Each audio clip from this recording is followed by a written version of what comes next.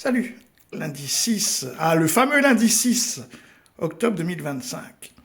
Bon là, comme ça va être la Bérésina de la République, je ne vais pas trop parler parce que ça va être certainement des longs passages. Donc là, c'est Antoine Lollement qui parle et vous avez Duhamel sur le plateau avec, comment il s'appelle l'autre? Ça va me revenir, la Le Guen. Voilà, donc un socialiste et certainement un assimilé socialiste. Duhamel, c'est la droite molle et socialiste dur. Donc du coup, c'est parti. Mais ça, c'est le début, puisque, encore une fois, on assiste à la mort de la République. En tout cas, de Macron. Antoine Léaumont, alors, pardon, mais il y a le sens, il y a le sentiment d'une forme d'obsession qui consiste à dire démission. Alors maintenant, Jean-Luc Mélenchon insiste sur la notion même de destitution, puisque en tant que député LFI, vous avez signé une motion de destitution.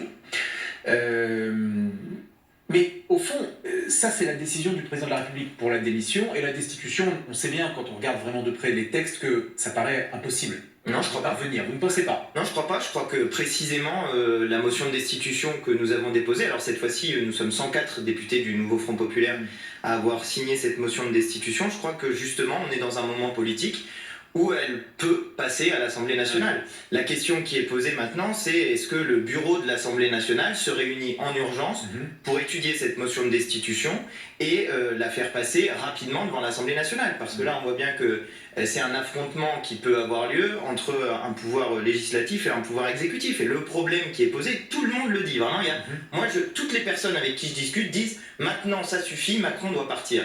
Donc, puisqu'il n'a pas l'air décidé à partir de lui-même, toujours avec les mêmes personnes. Puisqu'il n'a pas l'air décidé, je comprends que sur vos plateaux télé, ce ne soit pas souvent le cas, mais les vrais gens dans la vraie vie, ils disent ça. Ah ouais, c'est pas un peu populiste, ça, je vous assure. Non, sortez d'un plateau télé, allez discuter avec les gens et vous verrez ce que disent les gens. Donc, les gens demandent le départ du responsable de la situation politique qui s'appelle Emmanuel Macron, qui a refusé d'écouter le résultat des urnes, et puisqu'il n'a pas l'air décidé à partir de lui-même, il faut le forcer. Et il y a dans la Constitution un outil qui permet de le faire, qui est la motion de destitution. On a eu le débat Duhamel. De vos conseils. Vous allez jusqu'au bout, s'il vous plaît. Non, mais c'est Il faut impossible. une majorité des 2/3. Et c'est impossible. Pardon, mais écoutez bien. Et ensuite, c'est le Conseil constitutionnel. Ensuite, c'est la Sénat. cour. Chacun finit. Attendez bien. Chacun finit son aller. Mais vous pourrez ensuite contrôler une majorité. Mais si tout le monde parle en même temps, qui raconte leur histoire avec leur petit joujou. Il faut une majorité des 2/3. Aujourd'hui, j'entends M. Retailleau qui dit qu'il ne peut pas participer au gouvernement, il ne peut pas être dans cette situation-là. Monsieur Léaumont, certains ont des ambitions présidentielles. Eh bien, ça veut dire qu'il y a une majorité disponible entre les insoumis, la gauche et la droite pour faire tomber le président de la République. Sur la destitution. Voilà. Ça va être super. On va assister à... En fait, c'est Noël avant l'heure. C'est comme au Venezuela. Ils commencent à fêter Noël là, depuis hier. Et ben nous, on commence à faire les festivités de Noël.